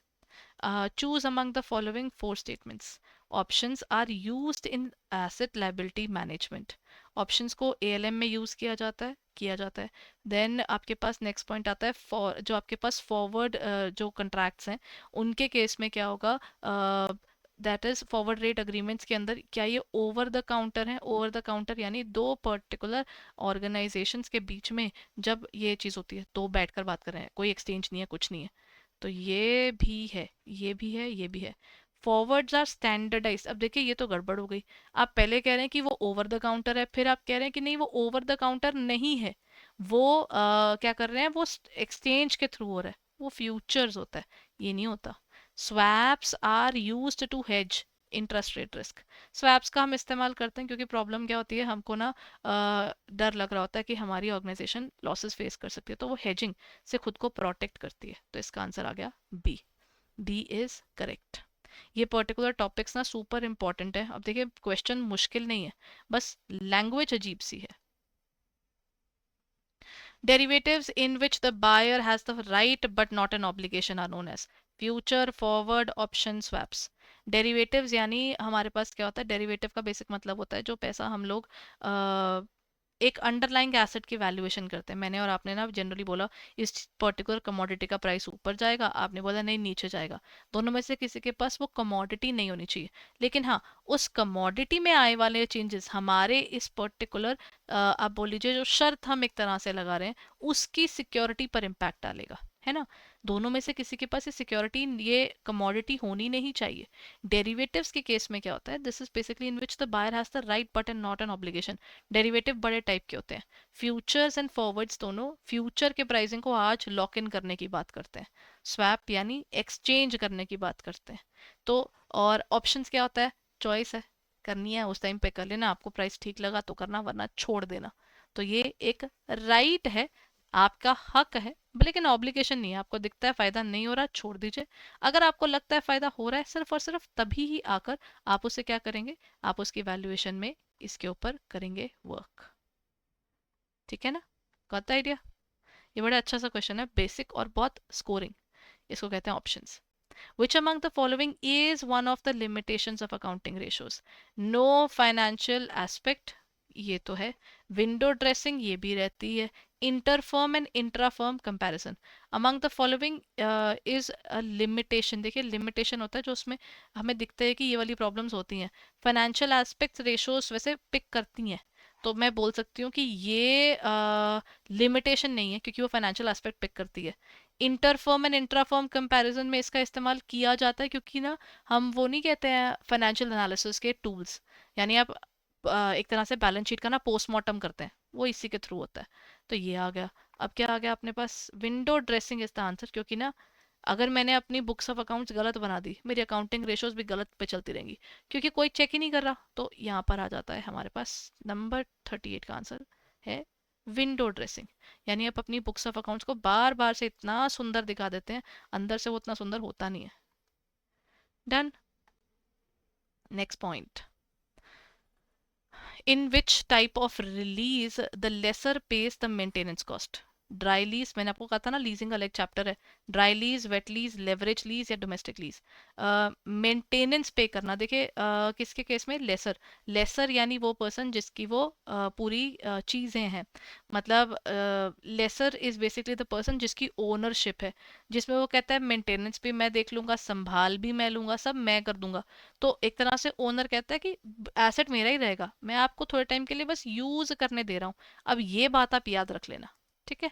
जब ऐसा क्वेश्चन बोलते, तो जब ये होते हैं ड्राई एंड वेट, इसके बेस पे ये ड्राई और वेट पे चलते हैं. तो ये लेवरेज या डोमेस्टिक नहीं, domestic is basically country based हो गया. लेवरेज यानी जो लोन बेस्ड हो गई, तो इसमें आता है वेट, जिसमें ओनर ही कह देता है कि कोई बात नहीं, ये वाले खर्चे मैं ही उठा लूंगा. Done. Which among the following are considered for calculation of forward points? Interest rate, spot rate या इंटरेस्ट डिफरेंशियल. ये पेपर में ना as a question numerical form में भी पूछा जाता है. इसका फॉर्मूला होता है, इसका फॉर्मूला होता है अच्छा एक मिनट, इसका फॉर्मूला ये रहा. इसका फॉर्मूला ये है, स्पॉट रेट से जो भी आपका करंट रेट चल रहा होता है उससे आप मल्टीप्लाई कर दीजिए आपका इंटरेस्ट रेट. क्योंकि आप इंटरेस्ट रेट परसेंटेज में होता है तो नीचे डिवाइड कर दीजिएगा. और डिफरेंशियल, मतलब डिफरेंशियल यानी हमारे पास जो भी इंटरेस्ट रेट होता है उसकी वैल्यूएशन आपके पास आ जाएगी. तो हमारे पास क्या होता है, इंटरेस्ट रेट डिफरेंशियल जितना आपका है उसके साथ में देते हैं. अगर डेज या मंथ्स होते हैं तो हम आगे उसको भी देखते हैं. मतलब अगर मैंने बोला कि ये 40 डेज के लिए था, तो 40 days divided by 365 number of days in an year, उसके साथ में ये डिवाइड हो जाता है. ये पेपर में पहले भी ये पेपर में आता था, ऐसा नहीं है कि ये नया क्वेश्चन है. ये पेपर में पहले भी आता था और ये इसी फॉर्मूला की एप्लीकेशन बेस्ड भी क्वेश्चन आते थे इसके. ठीक है. इसकी एप्लीकेशन बेस्ड पेपर में बहुत बार क्वेश्चन पूछे गए हैं. तो ये है एक इम्पॉर्टेंट एलिमेंट. ये पर्टिकुलर टॉपिक इंपॉर्टेंट है क्योंकि ये पेपर में पूछा जाता है, पहले भी पूछा जाता था और आज भी उसकी इंपॉर्टेंस उतनी ही है. चलिए अब चलें अगले क्वेश्चन की तरफ. नेक्स्ट क्वेश्चन क्या कहता है, नेक्स्ट क्वेश्चन कहता है आपके पास है, among the following is direct quote for an Indian national. अगर एक इंडियन बाय कर रहा है तो हमारे पास एक इंडियन नेशनल के लिए क्या होता है, हमेशा याद रखिएगा डायरेक्ट कोट होता है जहां पर ना आपका रुपी लेफ्ट हैंड साइड पे, हमेशा याद रखिएगा, फिर आपको कभी कंफ्यूजन नहीं होगी. डायरेक्ट कोट मतलब रुपया आपकी किस तरफ है, आपके पास एलएचएस में है. लेफ्ट हैंड साइड में आपके पास रुपया, सॉरी राइट हैंड साइड में, राइट हैंड साइड में. ठीक है. तो ये आपका बेसिकली हम बोलते हैं ना L H S equal to R H S. India हमेशा राइट होगा, ये याद रख लीजिएगा. तो इंडिया जब राइट साइड पे होता है ना, ये वाला इसका आंसर है. $1 कितने रुपए का है, 1 पाउंड कितने रुपए का है, ये डायरेक्ट कोट है. ठीक है. This is how we define the term direct quote. ये पेपर में पूछे जाते हैं डायरेक्ट और इनडायरेक्ट. ये इस पर्टिकुलर टॉपिक का बेसिक लेवल क्वेश्चन है. This is not an advance level but a basic level question. Done. चलिए अब चलते हैं अगले क्वेश्चन की तरफ. अगला क्वेश्चन कहता है, section 43 of the companies act provides share capital shall consist of equity with voting rights, वो तो होते हैं. Equity with differential voting rights, equity shares कुछ ऐसे भी होते हैं जो कहते हैं मेरे को वोटिंग नहीं चाहिए, प्लीज़ मेरे को वोटिंग वाले कामों से रखो दूर, मेरे को वो नहीं करना. तो उसको ये लोग डिफाइन कर देते हैं एज दिस एरिया, कि यहाँ पर वो कहते हैं डिफरेंशियल वोटिंग राइट्स, कि आप मेरे को ना इंटरेस्ट दे दो, डिविडेंड दे दो, मेरे को इस बारे में चिक चिक मत करना. तो वो आएगा. तो इसका आंसर आता है आपके पास में डी, प्रेफरेंस भी इसी का पार्ट है. 1 2 3 तीनों ही है, क्योंकि ये तीनों एग्जिस्ट करते हैं. पीछे हम पढ़कर आए थे तीन होते हैं, दो होते हैं, इक्विटी एंड प्रेफरेंस. उन्होंने बस इक्विटी की एक क्लास को डिफाइन कर दिया ना क्वेश्चन में. अगर आप एक इक्विटी की क्लास को डिफाइन कर दोगे तो वो उसकी डेफिनेशन में बस आ गई है. ठीक है जी. चलिए अब चलते हैं हम आगे.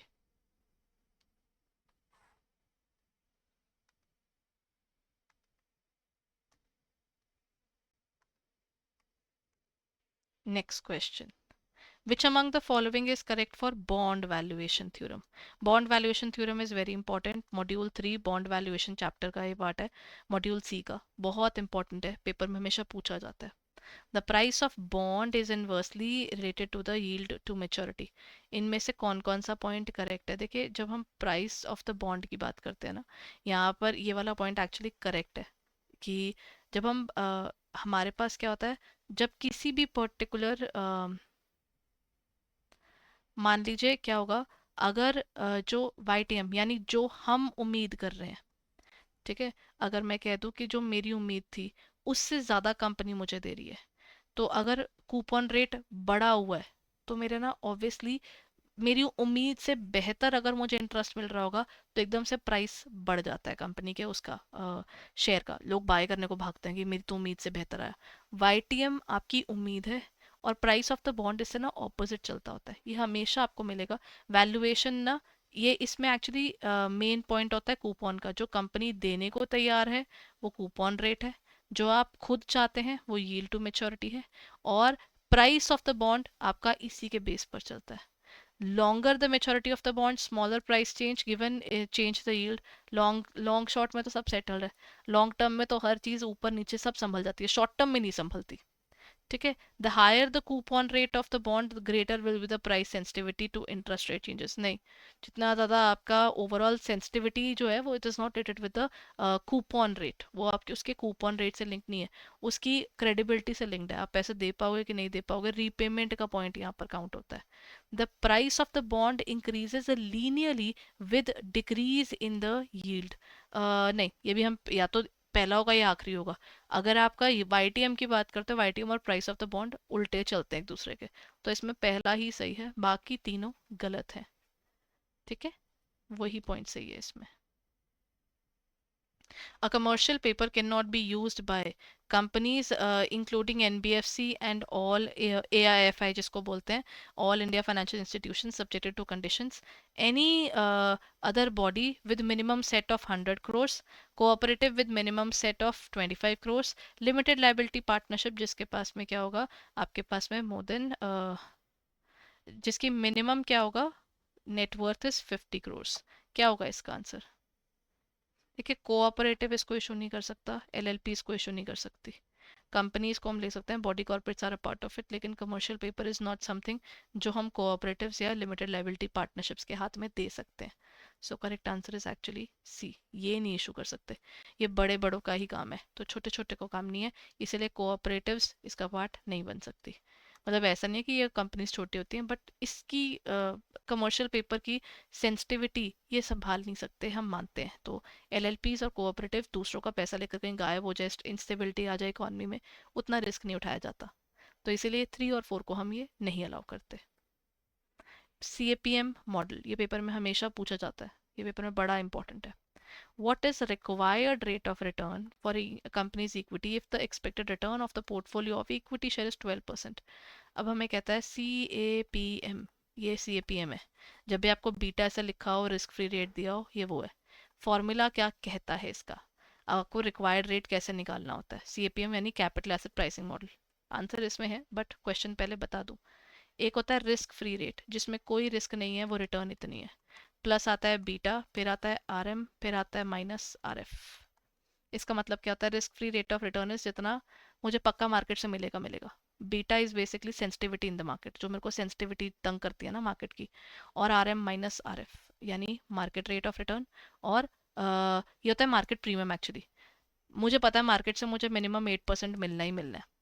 बीटा इज बेसिकली मार्केट कितनी सेंसिटिव है, मेरे प्राइस का इम्पैक्ट मार्केट जो बदलती है मुझे कितना तंग कर देती है, वो बीटा है। मार्केट का रेट मुझे, मतलब मान लीजिए मार्केट का अगर रिस्क उठाएंगे तो 16% मिलेगा, और अगर रिस्क नहीं उठा रही हूँ तो कितना मिल रहा है? 8।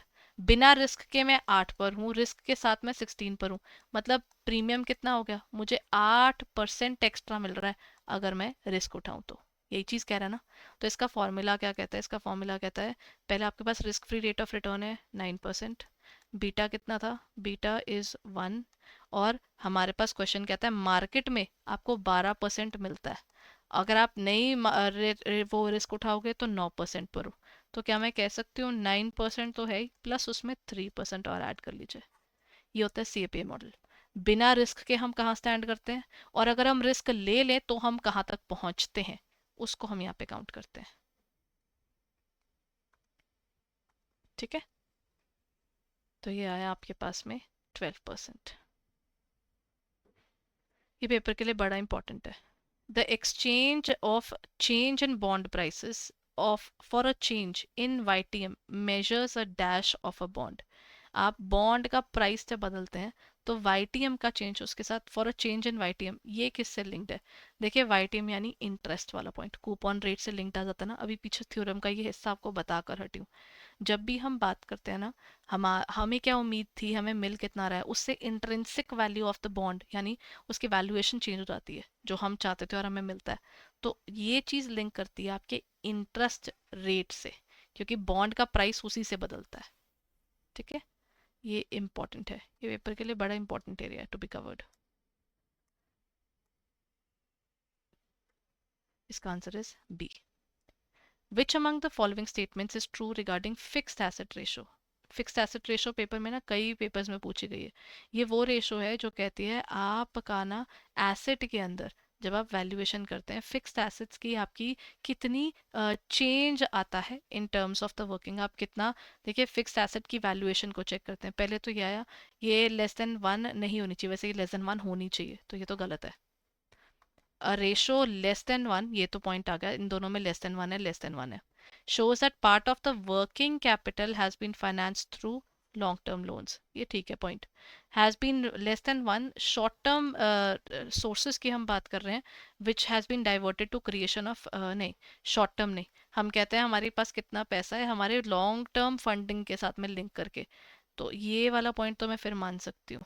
It is basically fix asset do not include net fix asset, नहीं। फिक्स एसेट्स का मतलब होता है जो डेप्रिसिएशन के बाद वाली वैल्यूएशन होती है, तो पक्का ही गलत है।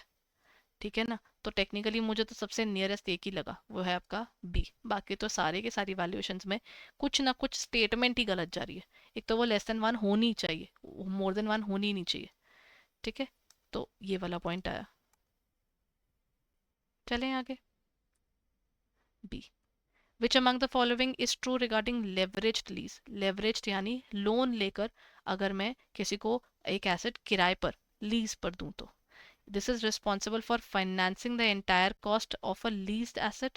Lessor finances the entire cost of leased asset through equity. A leveraged lease involves third party. हम एक्चुअली किसी थर्ड पार्टी से ना लोन पर एक एसेट खरीदते हैं और वो हम सामने वाले को देते हैं ताकि हम पैसा कमा सकें। उसको जो चाहिए, मेरे पास खुद के पास तो पैसे थे नहीं, मैंने लोन पर ली वो चीज़ और उसको किराए पर दे दी, मेरा इनकम भी जनरेट हो गया और मेरे को फ़ायदा भी हो गया, है ना।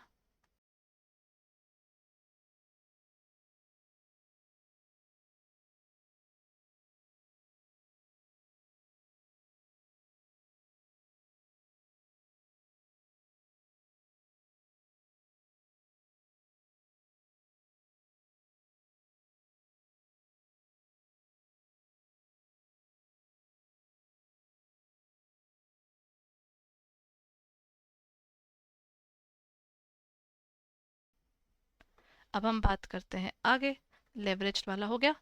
लेवरेज का बेसिक मतलब होता है लोन लेकर हम एक एसेट जब बनाते हैं अपना। What is the classification of companies into companies limited by guarantee? India में ये बड़ी कम है। गारंटी का पता है बेसिक मतलब क्या होता है? गारंटी का मतलब होता है लोन लिया और अपनी कंपनी बिल्डअप की, शेयर कैपिटल नहीं खड़ी की।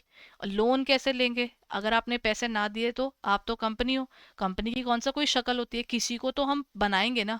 जो पर्सन कहता है जी कंपनी अगर लोन लेकर अपने आप को खड़ा कर रही है, आप खड़ा करने दो कंपनी को, नहीं दे पाई ना पैसे तो मैं बैठा हूँ, जो पर्टिकुलर पर्सन ये बोल देगा वो हमारा गारंटर बन जाता है। तो ये कैपिटल पर नहीं चलते, वो इस बेस पर चलते हैं कि हमारे पास एसेट में कितनी वो है, गारंटी है। तो ये चीज ना इन एक्चुअल हमारी लाइबिलिटी और उस सब चीज के ऊपर बेस्ड होता है। एसेट में कोई चेंज नहीं, इनकॉर्पोरेशन का कोई मतलब नहीं, ओनरशिप का कोई मतलब नहीं, गारंटी चलती है लोगों की, तो वो लाइबिलिटी के बेस पर चलता है। Which among the following is a non-fund based facility extended by banks? Fund पैसा नहीं मूव हो रहा है इसके अंदर। बिल डिस्काउंटिंग पैसा मूव होता है, टर्म लोन, ओवरड्राफ्ट या बैंक गारंटी। अब बताइए इसमें कौन सी जगह है जहां पर बैंक का पैसा मूव ही नहीं होता? बिल डिस्काउंट कराएंगे पैसा देंगे, लोन इशू करेंगे पैसा देंगे, ओवरड्राफ्ट लोग पैसा निकालेंगे, लेकिन गारंटी में कोई पैसा नहीं जा रहा जब तक वो पर्सन कोई गड़बड़ ना कर दे। बैंक गारंटी तो होती है, लेकिन उस गारंटी का कहीं पर मूवमेंट ऑफ फंडिंग नहीं होती। The operating cycle is the time between acquisition of assets and, देखिए ऑपरेटिंग साइकिल होता है जिसमें ना मैं ना अपनी एक बार में चीज बनाकर खत्म कर लेती हूँ। मतलब मैंने क्या किया, मैंने ना मेरा परचेज ऑफ गुड्स खरीदा, रॉ मटेरियल खरीदा, उसको वर्क इन प्रोग्रेस में गया, फिनिश्ड गुड्स बनाया, इसको सेल किया, और उसके बाद इसके जो पैसे कैश में आना था ना वो कैश भी आ गया, सब कुछ पूरा हो जाएगा तब जाकर मैं उसको बोलूंगी मेरा ऑपरेटिंग साइकिल हुआ है कंप्लीट। उसको हम बोलते हैं their realisation as cash and cash equivalence. पूरा चक्र पूरा करना है, उसे हम यहाँ पर डिफाइन करते हैं as A. This is the correct answer. बड़ा इंटरेस्टिंग पॉइंट होता है ऑपरेटिंग साइकिल वाला पार्ट ना। among the following is not correct with regards to partnership firm। अच्छा, पार्टनरशिप फर्म वाला पॉइंट ना वैसे पेपर में ना अपने मतलब आया हुआ है, और इसको हमारी बुक कोई बहुत डिटेल में कवर नहीं करती कि इसकी बुक्स ऑफ अकाउंट्स कैसे दिखती हैं, वो वाले काम नहीं करती। अब यहाँ पर क्या कह रहा है, पार्टनरशिप फर्म के केस में क्या होता है, there can be a maximum of 10 partners, ये तो गलत है। मिनिमम 2 पर्सन होने चाहिए, ये करेक्ट है। लार्ज कंपनीज के लिए ये सही नहीं है क्योंकि इनस्टेबल होते हैं, ये भी पॉइंट सही है। ठीक है, ये एक्चुअली पॉइंट ठीक है। The liability of the partner is unlimited, ये भी पॉइंट ठीक है। अगर कंपनी पार्टनरशिप खत्म हो रही है ना, आपकी हलक से बंदे के ना घर से पैसा निकाल लिया जाता है कि आपकी गलती है, आपने अनलिमिटेड वाली चीज में पैसा लगाया ना, रिस्क आपने उठाया, आपके पर्सनल एसेट्स को तक सीज किया जा सकता है लॉसेस रिकवर करने के लिए, which is a bad part. ठीक है, पार्टनरशिप में ये होता है, लीगल है ये। इसके एक्चुअली मैक्सिमम हमारे कंट्री में 50 के हम लोग बोलते हैं, 10 नहीं है। 10 20 वाले पॉइंट्स आपके बैंकिंग में जाते हैं। Which of the following comprehensively describes as the financial decisions for a firm? Financial decisions हमारे किस में बताते हैं, पैसे की मूवमेंट बताई जाती है फाइनेंशियल डिसीजंस के अंदर। पैसे आ कहाँ से रहे हैं, पैसे जाएंगे कहाँ, लॉन्ग टर्म लोन ले रहे हैं, शॉर्ट टर्म लोन ले रहे हैं, पैसे की मूवमेंट कैसे हो रही है, वो सब चीज़ आपकी आती है इसके अंदर। ठीक है, तो हम कैसे डिफाइन कर सकते हैं इसको, हम कह सकते हैं यहाँ पर पॉइंट आता है डी, इसका डिसीजन मेकिंग। डेट और इक्विटी वाला पॉइंट वैसे तो आता है यहाँ पर, decisions on debt and equity, debt ले रहे हैं इक्विटी ले रहे हैं, और ये वाला सबसे क्लियर है क्योंकि लोन लेना कैसे है, लोन इस्तेमाल कैसे करना है, कैपिटल फंड्स अपना और बाहर का दोनों का इसमें काउंट हो गया। एसेट तो इसका पार्ट होता ही नहीं, डिस्क्लोजर देने की बात ये कहता नहीं। Financial decisions is basically those decisions जो एक्सक्लूसिवली कैश की मूवमेंट नहीं, आपके लोन कहाँ से बियर कर रहे हो, लोन कैसे पे कर रहे हो, उससे रिलेट करता है। Which of the following theories relate to conflict of interest, agency and stakeholders? Conflict of interest यानी मेरे को लग रहा है कि कंपनी ना मेरी बात नहीं सुनती। ठीक है, एजेंसी थ्योरीज बेसिकली हमारे कंपनी के डायरेक्टर्स अलग हैं और कंपनी अलग है, और वो एजेंट्स की तरह काम करते हैं, दोनों के अमाउंट्स की बात आ जाती है कि वो रिप्रेजेंट करते हैं कंपनी को एज एन एजेंट, डायरेक्टर्स जो है। Stake holder theories everybody who is interested in the companies money और कंपनी की स्टेबिलिटी के साथ में, they are always worried about that part, चाहे वो गवर्नमेंट हो, चाहे वो हमारे डेटर्स हो, क्रेडिटर्स हो, कोई भी पर्सन हो। तो कन्फ्लिक्ट ऑफ इंटरेस्ट वैसे दोनों में ही आ जाता है। ठीक है, ज़्यादातर अगर हार्डकोर में जाए तो एजेंसी थ्योरी बोलते हैं क्योंकि शेयर होल्डर बोलता है कि मेरा इंटरेस्ट ऊपर है, और हमारा डायरेक्टर बोलता है मेरी तो नौकरी यही है, तो वो अपना बोलता है, तो मेन वो आता है। लेकिन स्टेक होल्डर भी जो पर्सन कंपनी से डायरेक्टली लिंक नहीं है लेकिन उसके भी पैसे इससे चलते हैं, वो भी सेम बात पर ही तो बोलेगा, तो वो कन्फ्लिक्ट ऑफ इंटरेस्ट से रिलेट हो गया। ठीक है, ये रहा अगला क्वेश्चन, ये है आपका मॉड्यूल डी बेस्ड। ये आता है the budget forms a basis of financial and occasionally review the operations by comparing the actual financial and qualitative performance with the budgeted one to know how the organization has been functioning। Company किस तरीके से काम कर रही है ये बता रहा है। This makes the whole process very effective tool. जहाँ पर हम ऑर्गेनाइजेशन में क्या कह रहे हैं कि हमारे खर्चे कितने आ रहे हैं, इसमें कोर वर्ड क्या है, बजटेड आ गया। Sensitivity analysis is all about कौन सी चीज़ आपको अफेक्ट करती है। परफॉर्मेंस मैनेजमेंट कहती है जी आप बताओ प्रॉफिट में चल रहे हो आप लॉसेस में चल रहे हो, वो मोटी मोटी बातें करती है ये।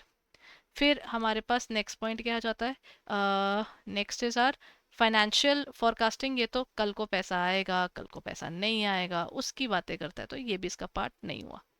फिर लास्ट पॉइंट क्या आ गया जी? लास्ट पॉइंट आ जाता है आपका, किससे रिलेटेड है वो? लास्ट पॉइंट आता है budgetary control.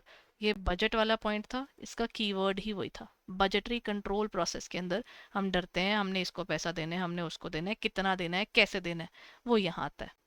Which among the following is correct statement related to break-even point?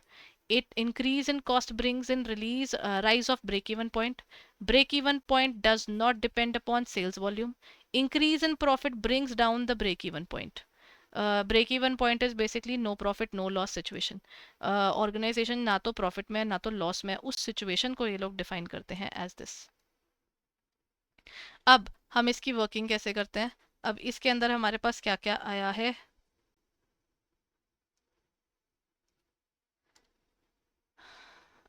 Break even point is no profit no loss. Increase in cost, cost बढ़ गई तो ब्रेक इवन पॉइंट बढ़ेगा, ये बात ठीक है बिल्कुल। ब्रेक इवन पॉइंट सेल्स पर डिपेंड नहीं करता, नहीं, सेल्स बढ़ती घटती है तो उसको फर्क पड़ता है उस चीज से।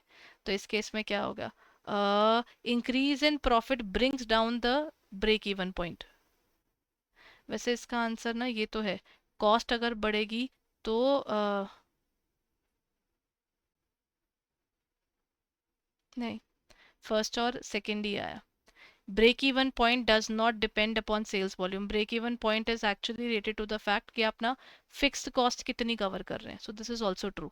एक्चुअली ब्रेक इवन पॉइंट होता है fix cost divided by contribution.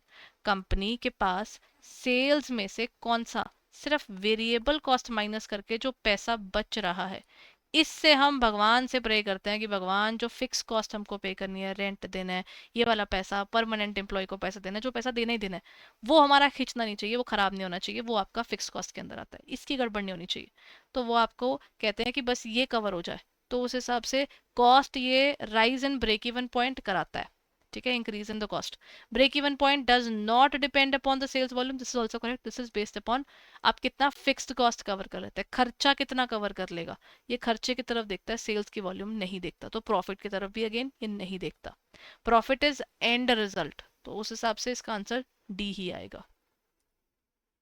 Which among the following entities pays GST on a quarterly basis?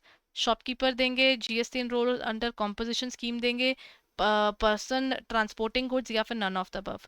Quarterly basis पर ना आइडली तो हम कहते हैं ये देते हैं, जीएसटी में जो कॉम्पोजिशन स्कीम में है ना, इनको मंथली देने की जरूरत नहीं होती, ये जाते हैं क्वार्टर बेसिस पे। ठीक है, इन्होंने उसके लिए स्कीम में एनरोल किया हुआ होता है, बाकी सबको मंथली देना होता है जो भी आपकी इंफॉर्मेशन चलती है।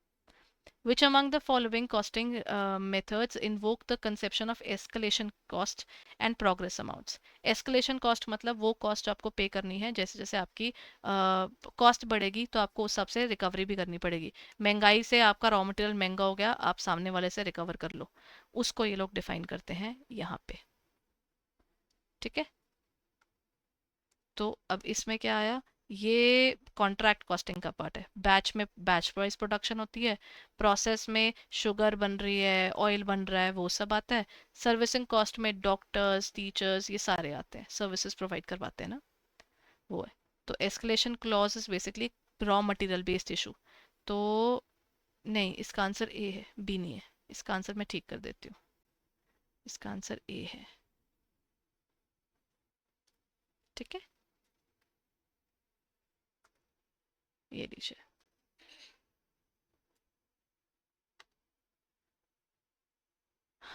विच among the following is a type of multiple costing? Multiple costing जिसमें ना आपको सारी तरह के जिस डिफरेंट डिफरेंट कॉस्टिंग इसमें इंक्लूड हो जाती हैं। कॉस्टिंग टेक्निक्स जो हम एनालाइज करते हैं और एलोकेट करते हैं कॉस्ट एक सिंगल ऑर्गेनाइजेशन में, इसमें सारी यूज होती हैं। It refers to the costing methods in large variety of articles. उसमें यूज होता है मोटर व्हीकल्स के अंदर, उनके प्रोडक्शन में इसका काम बहुत होता है। मल्टीपल कॉस्टिंग जो होता है वो डिफरेंट कॉस्टिंग मेथड्स का इस्तेमाल कर रहा है, वो सारे आ गए, job costing, process costing, standard costing, activity based. सारी डिफरेंट डिफरेंट कॉस्टिंग को अगर एक में इस्तेमाल किया जाए उसे ही मल्टीपल कहा जाता है। तो इसका आंसर इज डी। जिसने कॉस्टिंग नहीं भी की हुई ना उसको भी इसका बेनिफिट हो जाता है, क्योंकि इसमें बेसिक बात की जा रही है। अब बारी आती है एब्जॉर्प्शन कॉस्टिंग के ऊपर एक क्वेश्चन करने की। Calculate the number of units sold if the variable cost is 200। 200 आपकी वेरिएबल कॉस्ट है और फिक्स्ड कॉस्ट है आपकी 280 रुपीज़ की, ठीक है। और then assume budget production is equal to the actual production and sales, जो हमने सोचा था उतना ही आ रहा है हमारे पास। और फिक्स्ड ओवरहेड्स हमारे 40 लाख के हैं। और क्वेश्चन कहता है that sales price per unit if the margin of safety has to be 20%। Margin of safety होता है जब organisation break even point cross कर चुकी है। ब्रेक इवन पॉइंट के ओवर एंड अबव जो होता है ना, उसको हम कहते हैं एमओएस, यानी मार्जिन ऑफ सेफ्टी, जब कंपनी प्रॉफिट कमाती है। तो हमारा प्रॉफिट इज अराउंड 20%। इसका सोल्यूशन आपके पास बुक में भी है and I am showing it to you directly. इसका सोल्यूशन ये रहा। फिक्स्ड ओवरहेड आपके 40 लाख के थे और आपको पर यूनिट 280 पड़ रहा है, तो आपको क्या करना है, आपको ये देखना है कि 280 रुपीज़ का आपका क्या है, वेरी फिक्स्ड कॉस्ट है, ठीक है। टोटल जो आपका ओवरहेड पड़ता है, ओवरहेड यानी जो आपके पैसे आपने ओवर एंड अबव प्रोडक्शन देने होते हैं। अब ये फिक्स्ड ओवरहेड कैसे बनता है, वेरिएबल और फिक्स्ड ओवरहेड दोनों को ऐड करके। तो 280 में से आप 200 माइनस कर देंगे। आपके अकॉर्डिंग क्वेश्चन में कहते हैं कि 280 में दोनों काउंट हो रहे हैं और जो वेरिएबल है वो सिर्फ 200 है। तो आपके पास क्या हुआ, 280 माइनस 200, आप बोलोगे 80 रुपीज जो आ गए वो हमारे फिक्स्ड कॉस्ट पर यूनिट हो गई, है ना। एक यूनिट पर हम 80 रुपए लगाते हैं। अब आपको ये पता है 40 लाख हमारे पास क्या थे, हमारे पास में फिक्स्ड ओवरहेड्स थे, डिवाइड बाय पर यूनिट तो कॉस्ट निकल आई। जब आपको टोटल पता है और पर यूनिट पता है, आपके नंबर ऑफ यूनिट्स निकल आएंगे 50,000। मार्जिन ऑफ सेफ्टी हमारा प्रॉफिट वाला हिस्सा है, यानी सेल्स में से जब हम हमारी कॉस्टिंग रिकवर करते हैं उसे बोलते हैं ब्रेक इवन। जब आप टोटल में से ये जो ब्रेक इवन पॉइंट तक का जो हमारा खर्चा था, टोटल सेल्स में से ब्रेक इवन की सेल्स निकाल देंगे, जो बच जाएगा वो मेरा प्रॉफिट वाली ही तो सेल होगी, और डिवाइड कर देते हैं हमारी टोटल इसी सेल्स से, ठीक है। ये फॉर्मूला है। तो आप क्या करेंगे, आपको ये पता है कि आपने 50,000 की अपनी क्या की है, आपकी जो टोटल सेल्स है।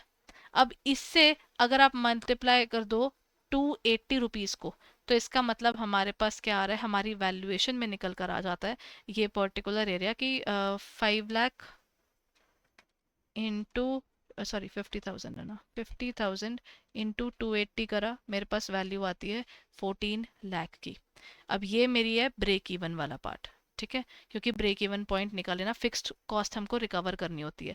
तो हमारी कोशिश ये होती है कि भगवान करे हमारे सारे फिक्स्ड वाले खर्चे तो रिकवर हो जाए। तो ये 280 रुपीज़ हमने हर एक पर रिकवर करने हैं। इसका मतलब 14 लाख तो हम चाहते हैं कि हमारा किसी भी हालत में रिकवर हो जाए, ठीक है।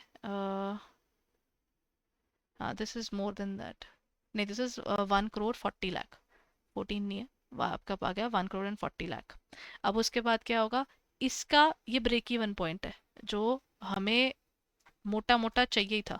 मैंने आपको बताया था ना, ब्रेक इवन यानी हमारी कॉस्टिंग रिकवर हो जाए। 280 हमारी एक की कॉस्ट है, 50,000 यूनिट्स पर हमने कितनी रिकवर करनी थी, 1 करोड़ 40 लाख। तो आप फॉर्मूला यूज कर लीजिए, आपको ये वाला पार्ट गिवन है और इन्होंने क्वेश्चन में दिया हुआ है इस फॉर्मूला मार्जिन ऑफ सेफ्टी का आंसर है 0.2। एक आपको ये वाली फिगर गिवन है और आपको ये वाली फिगर गिवन है। ये वाली को आप लेट क्या कर लेंगे, एक्स लेट कर लेंगे। तो एक्स में से 1 करोड़ 40 लाख आपने निकाल लिया।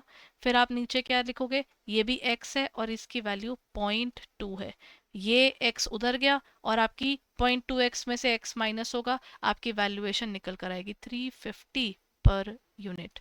आपको मार्जिन ऑफ सेफ्टी का फॉर्मूला इसके लिए याद रखना पड़ेगा कि सेल्स में से ब्रेक इवन हमारे कॉस्ट रिकवर करने वाली अमाउंट डिवाइडेड बाय सेल्स करेंगे तो हमारा मार्जिन ऑफ सेफ्टी आता है। बस ये एक इंपॉर्टेंट फॉर्मूला है जो आपको याद रखना है, इसी फॉर्मूला का यूज किया गया है।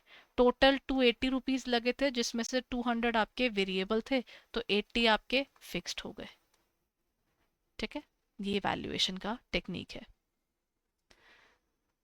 नेक्स्ट क्वेश्चन ये आपका कहता है विच among the following is not a category of standards in standard costing, advance standards, basic, ideal, currently attainable. देखिए बेसिक स्टैंडर्ड्स वो होते हैं जो हमें हमेशा स्टेबल रहकर रखने ही है, बेसिक वाले हैं ये बिल्कुल हमेशा रहते हैं। आइडल हम जहाँ पहुँचना चाहते हैं, आज हम जहाँ पहुँच सकते हैं वो करंटली अटेनेबल है, एडवांस लेवल की कोई चीज़ नहीं होती। ये नाम ही यहाँ पर एग्जिस्ट नहीं करता। ठीक है, तो ये आंसर गलत है। Then comes the next part, that is mass production of similar units of industries can be evaluated using which of the following costing methods? Batch costing, process costing, service या job? Mass production, बहुत ज़्यादा produce कर रहे हैं तो वो हमारे पास किससे लिंक्ड होगा? जब हम चीज़ बाबा प्रोड्यूस करी जा रहे हैं तो हम बैचेस में बनाते हैं ना, कुछ कुछ बनाए फिर कुछ बनाए फिर कुछ बनाए और मार्केट में बेचते गए, तो वो हमारे पास आता है ए, बैच कॉस्टिंग का हिस्सा। जॉब कॉस्टिंग में होता है जब हम ना कोई चीज़ एक्सक्लूसिवली किसी के लिए कस्टमाइज करके बनाते हैं। प्रोसेस में होता है कि वो चीज़ ना हम बनाते हैं, जैसे ऑयल बन रहा है बन रहा है बन रहा है, अलग अलग प्रोसेस से गुजरता है। सर्विस होता है कि चीज़ें प्रोड्यूस नहीं हो रही हैं, हम सर्विस दे रहे हैं। Under the section income tax act, ये बड़ा इंपॉर्टेंट है, ये पेपर में 80 सेक्शन से तो कुछ ना कुछ आएगा ही आएगा, हर बार आता है। The reduction in respect of interest on deposits in case of senior citizens, senior citizens का रूल है, इनको 50,000 तक का जो इंटरेस्ट आ रहा होता है ना उसको सरकार करती है माफ। ये किसके अंडर कवर्ड है? 80C में आपके चैप्टर 6A के रिडक्शन है, LIC और वो सारा हमारा यहाँ आता है। TTA आपके और मेरे लिए, इसका आंसर इज TTB। ठीक है, 80TTB होता है जो सीनियर सिटीजन्स के लिए होता है, बी फॉर बुजुर्ग, ऐसे याद रख लीजिएगा। 80TTB is for all the बुजुर्ग जो जिनके पास 50,000 तक का इंटरेस्ट वगैरह आ रहा है, उतना माफ होता है। ठीक है, नेक्स्ट पॉइंट, प्रोग्राम बजट क्या होता है जी? प्रोग्राम बजट होता है जब हमने ना कोई चीज़ कैरी आउट करनी है अभी रिसेंटली, और ना हमें ना उसका एक इन डेप्थ उसी पर्टिकुलर इवेंट की तरफ अगर हम घुसते हैं तो वो यहाँ आता है।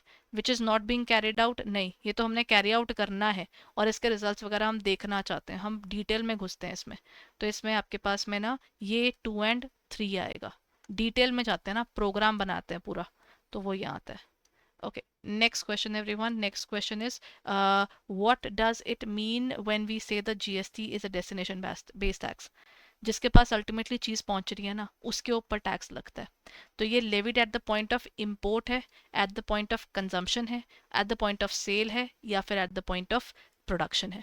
ये प्रोडक्शन से शुरू नहीं होती, ये इंपोर्ट से भी शुरू नहीं होती, जहां पर ये पहुंचेगी और जहां पर ये कंज्यूम की जाएगी ना, ये उससे लिंक्ड है। ठीक है, डन एवरीवन? सो इसका answer is, the point would be the point of consumption, जहां पर वो अल्टीमेटली पहुंचेगा। वैसे ना हम इसको पॉइंट ऑफ सेल भी काउंट कर सकते हैं, ये वाले मेन पॉइंट है इसके। डेस्टिनेशन बेस्ड टैक्स से तभी कहा जाता है। डन। अच्छा, अगर अभी तक आपने हमारे कोर्सेज को रिव्यू नहीं किया है तो you can also review our master courses there. So all you need to do is, आपको हमारे कोर्सेज में जाकर उसको देखना होगा। हमारी वेबसाइट पर जाइए और वहाँ पर आपको मिल जाएगा इसकी डिटेल्स।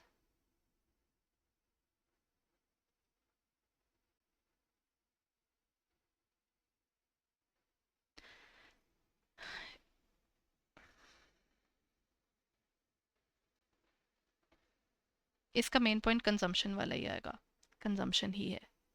हम सेल से लो लिंक करते हैं बट इसका आंसर बी ही आएगा। चलिए, now moving on to our website everyone, जल्दी से चलते हैं हमारी वेबसाइट की तरफ and let me show you where to go. आप जा सकते हैं हमारी वेबसाइट पर, अगर आपको कोर्सेज अच्छे लग रहे हैं तो आप जा सकते हैं, और हमारी लाइव क्लासेस हैं, कॉन्सेप्ट नोट्स हैं, PYQs हैं, फुल लेंथ टेस्ट है, सब मिलेगा हमारी वेबसाइट पर। So go ahead and check it out right away. आपको सुपर क्रैश कोर्स भी मिलेगा जो आप लिमिटेड टाइम में मैक्सिमम अपना पढ़ पाएंगे, और मास्टर कोर्स है डिटेल कॉम्प्रिहेंसिव कोर्स, और then we have the specific area of our crash courses जो आपके चल रहे होते हैं। तो अभी पीछे हमारे लाइव क्रैश कोर्सेज भी चल रहे थे, so you can review everything over there on the website. Please जाकर उसको देखिए, अगर आपको लगता है ये बेनिफिशियल है तो इसको इनरोल कर लीजिएगा, और अगर आप खुद से पढ़ रहे हैं तो ये PYQ बुकलेट आपको बहुत हेल्प करेगी। Thank you so much for being there everyone, bye bye and take care.